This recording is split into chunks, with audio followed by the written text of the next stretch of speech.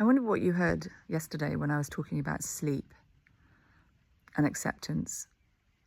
Because often, when I talk about acceptance, people immediately hear, oh, you're saying just, accept this forever.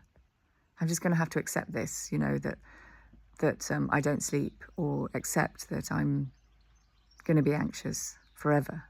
And they put this forever. And it's like, no, in this moment, there is no forever. In this moment, it is this moment. And with acceptance, and I mean true acceptance where we don't need anything, like we don't need anything to change in that moment. It's like it opens up a door that we keep closed when we're trying to, it's almost like we have our foot against the door with our resistance. We're like, this isn't okay. I need to change this. I need to do something. I need to think more. I need to fix this. I'm not okay. And we don't even realize that we're kind of pushing the door closed. And then it occurs to us that, I don't know, maybe my okayness isn't dependent on my experience. Maybe, I don't know. In this space of unknown, the door opens. And when the door opens, well, you'll find out for yourself. Because you start to feel different, and you kind of start to notice when you're trying to change, your thoughts in order to feel better, or you're trying to, you're just trying so hard to change what is, whatever's going on, and you're feeling so unstable, and you're trying and trying and trying. You're thinking and thinking more to kind of stop your thinking. And can you see how it's kind of like, it's like a whole nother layer. And we do it we just don't even realize we don't realize that we're doing it. And then when someone says, sometimes there's just an acceptance that we're overthinking. And someone else might hear, well, that's no good, because then I'm just going to carry on overthinking forever. And then I'm not going to listen to that. That doesn't make sense.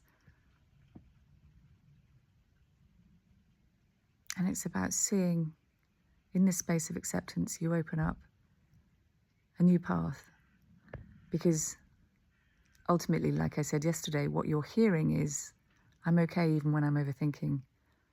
There's nothing to change here. There's nothing to do. It's just, and you open up that space of pause, that space of quiet. And you kind of become less attached to what it is that you create. You can kind of laugh at yourself a bit more. It doesn't mean that you don't, still experience your thoughts, but you're less kind of, I don't know, you just get less kind of lost inside them. I mean, a funny example, well, I thought it was funny, the other day, because my husband's going through some stuff at the moment, and have you noticed that at night, your thoughts look way darker? Oh my God. And they're so mesmerizing. We just kind of want to pay more attention to them. And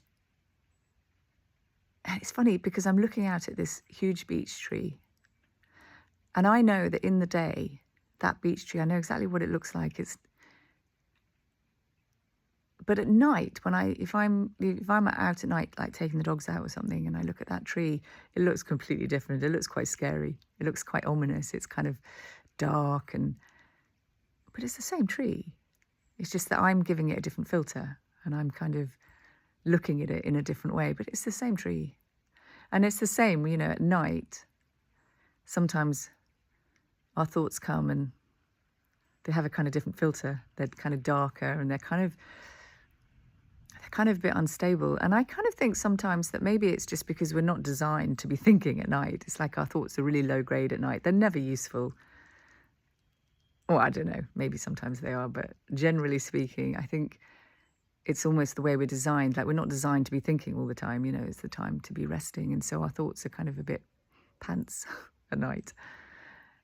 And so when you become aware of that, you kind of pay less attention to them. But sometimes you still do get stuck in them and you start, bringing them alive. And so the other night, my husband's going through some stuff, and I kind of woke up maybe, I don't know, middle of the night, and he wasn't there. And he'd obviously gone to sleep in the spare room. And I started to think, I was like, oh, I wonder if he's worrying. I wonder if he's worrying about, next steps and, what he's going to do. And one thought just built up to another. It was like, that whole expression, a train of thought, all the carriages, you have one thought, then you have another thought, and then you have another thought. And until you're willing to just accept that here comes a train, when you accept it, you kind of step off it. You find yourself not on the train anymore. You're just on the platform. You're kind of not paying attention to it so much. But while you're on the train, kind of trying to do something with it, or you're just paying attention to it, it kind of, it can get quite loud, and it's quite mesmerizing. But the only difference now is that kind of, like with me, I know I'm on the train. I know where I am. I know I'm overthinking. I know I'm bringing it alive. I know I'm feeling it.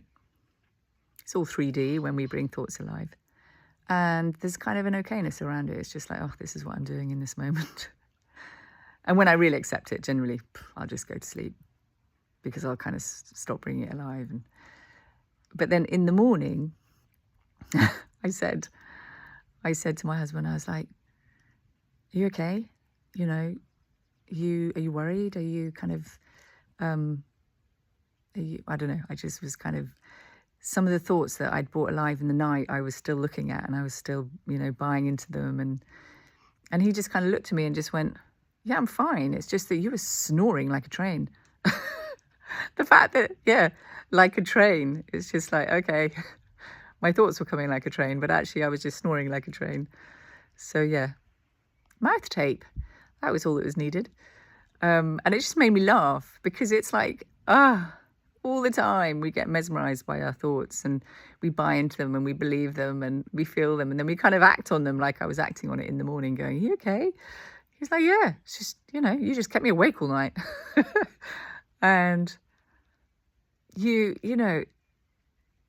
doesn't need to be a really heavy experience. This isn't meant to be a really heavy conversation.